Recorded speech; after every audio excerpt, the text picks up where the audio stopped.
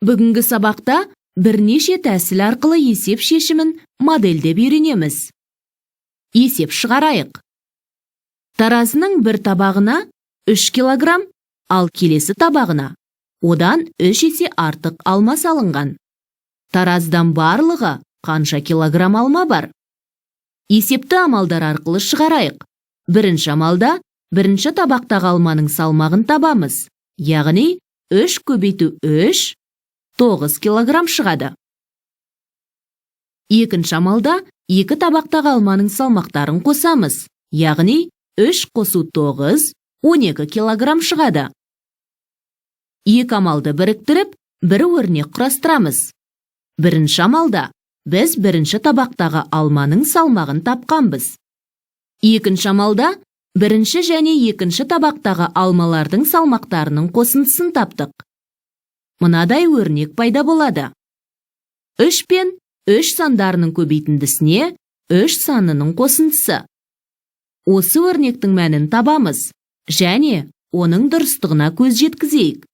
Олардың жауаптары сәйкес келеді. Сондай-ақ, есептің шешуін айнымалысы бар өрнек түрінде көрсетуге болады. Егер айнымалының мәні белгілі болса, берілген өрнектің мәнін табуға болады. Осы есепті теңдеудің көмегімен де шешуге болады. Таразының бір табағына бірнеше килограмм алма, ал келесі табағына одан 3 есе артық алма салынған.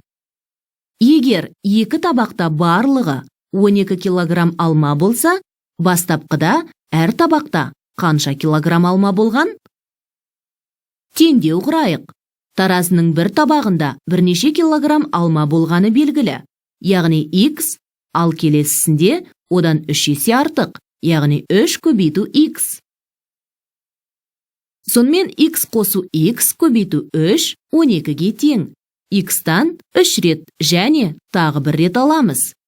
Демек, x-тан барлығы 4 рет аламыз, немесе x-ті 4-ке көбейтеміз. Белгісіз көбейткішті табу үшін көбейтіндінің мәнін белгілі көбейткішке бөлу керек. 12-ні 4-ке бөлгенде 3 шығады. Демек, екінші табақтағы алма 3 килограмм, ал бірінші табақтағыны білу үшін 3-ті 3-ке көбейту керек. 9 болады. Есеп шартына сәйкес, таразының 2 табағында барлығы 12 килограмм алма бар. Ендеше, есеп дұрыс шықты. Жауабын жазайық.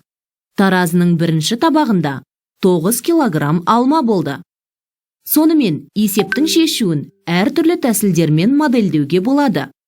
Жеке амалдар түрінде, сандық өрнек түрінде, айнымалысы бар өрнек түрінде, теңдеу түрінде.